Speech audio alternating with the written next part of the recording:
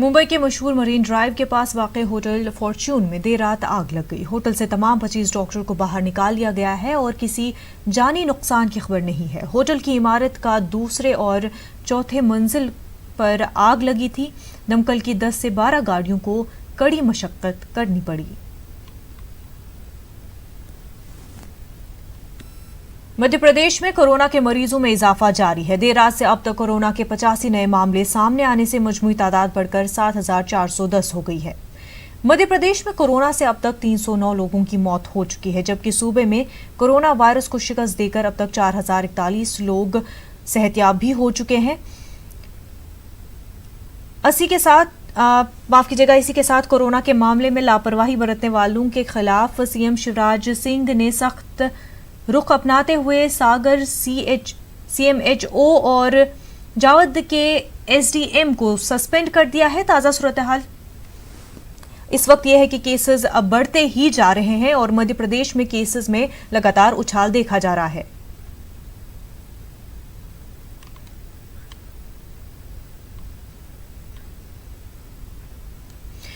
सरकार के तमाम अहकामात के बाद भी कई जगहों पर सोशल डिस्टेंसिंग का ख्याल नहीं रखा जा रहा है। बिहार के मुजफ्फरपुर में ऑटो वाले मुसाफिरों से कई गुना ज्यादा पैसे वसूल कर रहे हैं और सोशल डिस्टेंसिंग का भी ख्याल नहीं रख रहे हैं।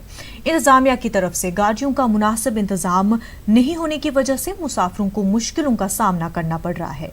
हमारे नुमाइंदे ने जायजा लिया, आइए देखते हैं।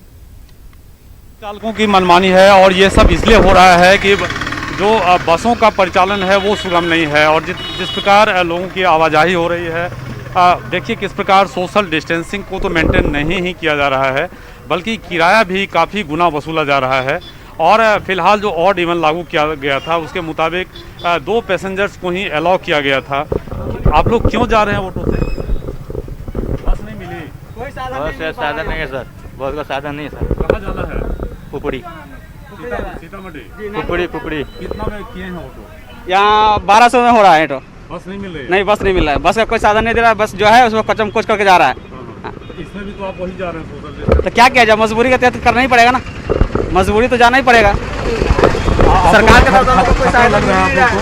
जाने में खतरा लग रहा है, एक दूसरे के जा रहे हैं? कुछ नहीं। ये स्थिति है। देखिए ऑटो पर भी जो लोगों की सवारी है वो ओवर क्राउड है और लोग अधिक से अधिक पैसे की वसूली ऑटो चालकों द्वारा की जा रही है और एक जिले से दूसरे जिले तक इस प्रकार ऑटो में सफ़र हो रहा है।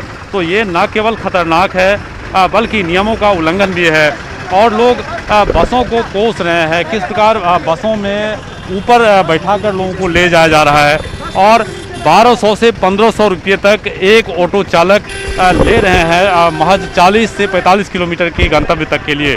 तो पूरी तरह सरकार और व्यवस्था जो है फिलहाल फेल नज़र आती है कोरोना से निपटने के लिए और लोग इसी प्रकार बिना सोशल डिस्टेंसिंग को मेंटेन किए जान जोखिम में डालकर सफ़र तय कर रहे हैं। कैमरामैन संजीव के साथ प्रवीण ठाकुर, न्यूज़ 18 मुजफ्फरपुर। लॉकडाउन के सबब